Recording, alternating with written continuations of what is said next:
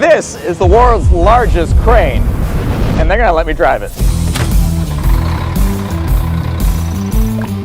I was surprised when he let me touch it, realizing how much raw power for this just one little joystick. Just slowly, you see this arrow?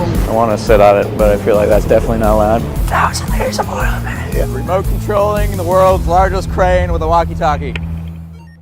I'm here at Mammoet, the home of the world's largest crane. Welcome at Mammoet, at our facility in Schiedam. The main things here is wearing the correct PPE for sure. Also stay on the designated walking paths and areas. I would say good luck, and I will be present there, so if you have any question, please let me know. Not often you get to swing around one of the world's biggest pieces of machinery. Well, apparently it moves pretty slowly, so I'd say it would probably be pretty hard to, accidentally knock a boat over or something. There it is. What is this, a crane for ants? Been on more often with crane companies, so. First time. We've got some heavy equipment back at our workshop. A couple of 30-foot mast off-road forklifts. I own 5 forklifts for some reason. Everything's looking a lot bigger. Looked a lot smaller from the window. Is the ballast modified shipping containers? Shipping containers now filled with It's hard to see, but they're actually lowering the hook for us. So this little crane right here is a crawler crane and has an 800-ton capacity, and it's giant. But then you look over here. So it's gonna be a video of me looking up. This huge crane is operated from that little cabin that's only a few stories off the ground. They have a series of cameras so you can see everything you're doing from inside there, and that's where I'll be operating it from. So this guy's actually their high-speed winch, which they use for lifting smaller things. It's only got a capacity of something like 50 tons. The hydraulic flow rate's over 1,000 liters per minute. The power loader's hydraulic flow rate, I believe, is maybe like 20 liters a minute. So this is almost like the umbilical cord of the entire thing. You can see we've got hydraulic hoses running throughout. The systems design on this is crazy. This is one of 2 of the V8 engines, and you can see all the hydraulic hoses coming out of it. So this crane is completely modular. It can be broken down into 40-foot shipping containers and moved on site. And you can actually see that this winch is actually a 40-foot shipping container. This entire thing can be shipped. So the crane is rotating at top speed right now, and it'll actually take about 15 minutes to do just one revolution. Noisy. 192 wheels. That's a lot of wheels. I've never seen shackles this big before. Oh my God, that might be that's probably 100 pounds or more, just the shackle. So this massive warehouse is just for storing the slings. We got even bigger shackles over here. Wow. So this shackle's rated for up to 500 tons. And even looking at the tracks, that's solid steel, giant curved beams. So right now they're just lowering the hook off these massive winches. That cable's gotta be like a 2-inch diameter, and they all serve different purposes. There's one for the hook, one for the main boom, Yeah. and the third one is for adjusting the hip. I think it'd be neat to be like main hook, see it start to spin up. All right, can you lower the hook? Can you raise the main boom? Wow. We can see the cable moving, but the speed at which the boom is actually lifting, it's almost imperceivable. Can you move the last winch? The main tilt? Yeah, you got it. The power. Can we rotate the crane slightly? Oh, you can hear the warning bell. Here we go. We're moving really slowly. 15 minutes later. All right, that's great. Can we go the opposite way? See how fast it can turn around. That's how long it took to slow down. And now we should start reversing. Wow. The gearing on this thing must be crazy. All right, that's great. You can stop. I'll come up and see you in person. Remote controlling the world's largest crane with a walkie-talkie. We're gonna take a look at the hook of this crane. So this hook weighs 100 tons just by itself. And when you think about the loading capacity of this entire crane, you also have to take into account the cables. Literally unloaded, this crane is already picking up several hundred tons. Can I touch it? Ooh. You touched the butt. I have never in my life seen a cotter pin that big. In fact, it has a cotter pin in the cotter pin. Engineering. I'm gonna ask him to lift the hook and show you just how slowly this actually moves. When you start raising the hook full speed, you can see them right there in the cockpit. You can hear the engine spooling up and it's starting to lift. When we saw the winches moving, they're moving pretty fast over there. But as you can see, the entire thing is actually a massive snatch block. So it's using crazy mechanical advantage to actually lift things up. Those cables are incredibly heavy. And when you look up, you can see them swaying in the wind. It's hard to describe just how much weight is on that, but it looks like it's just a string. That giant crane helps build some of the world's biggest projects. And to stay organized, hundreds of people at Mammoth have to track tasks and stay organized. Back at our office or around the world, we use a powerful project organizer from this video's sponsor, Odoo. It's our favorite full-service software suite that has everything you need to run a business of any size. In the time it takes the crane to make one full revolution, we've already made and organized this entire video shoot as a project in Odoo. To start, click my link and create a free account. Pick the Projects app and you can easily import tasks from a CSV file, or you can quickly build out and organize anything. The Projects app even talks to other apps in the Odoo software universe, and you can transfer data between them or even help plan a task using AI. It really is that easy. Odoo can also help you track inventory, build a website, manage payments or HR, and so much more. It can replace dozens of or all business functions in one place. And the best part, your first application is free for life. Click the link in the video description below to try Odoo out for free and organize projects like a pro. Now, let's go drive this giant crane. Time to operate this thing. Hey, how's it going? Hi, James. Until this is the cabin of the world's biggest train. Wow. Wanna have a look? Don't worry, nothing can happen, man.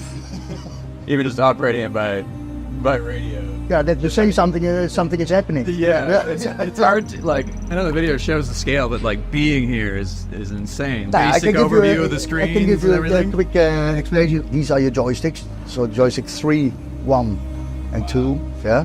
So it's an X and a Y axle on the joystick, of course. So you can move the jib, the fly jib, on this one by moving it forward or upwards. Swinging is going left and right. Okay. Yeah, and then on this stick is W1 and W2, which is the main boom. So that's winch 1 and winch 2? Yeah, I can see Yep. W1, W2. Yeah, you can see the numbers over there on the winches, which correspond basically to the joysticks. So right now the joysticks are just controlling the winches essentially. That's the majority of the main movements of the crane. Yeah, so if you want, you can start if you want. Yeah, this joystick forwards is hoist 1 and 2 down. All right, so we're gonna move the two- middle yep, winches. yep. So Forwards dead to man forwards. switch and forwards. Wow. Yeah, and there they go. Now at the moment we are in high flow and the trim mode. So then So we're at on the moment- high speed mode. Yes, now it's high speed mode. It's 1,000 liters of oil a minute. 1,000 liters of oil a minute. Damn! That's 4 pumps on 2 winches now. That's fast. You cannot do that with a full load, but to move the empty hook Yep. and light loads, that's what this setting is made for. How low can we bring it? You can bring it all the way to the, at the moment we are 163, 164 meters high, you see. So our hook's currently 35.1 meters from the ground. At the same time, you can start booming up as well, or booming down, by keep going, pushing forward to lower off. If you pull it towards you as well, see the back, Yeah, we got- W1 and W2? We got 2 winches going now. Can all 3 go at once or no? Yes, but then we have to get the high flow out of hoist 1 and 2, because then we use those pumps again for the front one. So if we stop the hoist, then we can do the luffer. Then we can, here's a button. So we're switching from high flow to low flow. Yeah, then we can do all 6 winches in one time. Oh, okay. This one, Forward. yeah, coming down on the hoist, booming up as well. All right. Yeah, and this guy, one you can also boom down. Yeah, yeah, the power. moving all 3 winches. All or 6. 6 winches, I guess, yeah. Am I lowering everything down right now? Only you're booming up the main boom. So if I pull this one back, will that... That will bring the jib, the luffing up. jib. So do I want to go to the right if I want to bring Yeah, you everything can down? also swing a little bit. If you go here to the right, you swing this way. Just slowly. You see Oh. this L on the. You want to start slowly, because it's so. You're bringing. It's about 8,000, maybe 9,000 ton the whole crane. So if you start that moving, it won't stop easily. You see it moving? Yeah. Yeah. Wow. Now you can see that you're in that camera. Yeah. Yeah. If you go over that yeah, train again. slowly rotating. Yeah. So we don't end up with the hook block on the crane. That's all.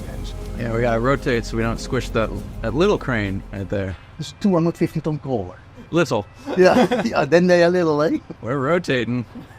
How did you become a crane operator? And how did you become the world's biggest crane operator? I started when I was 17 with this company. And actually I started, myself I started in the yard.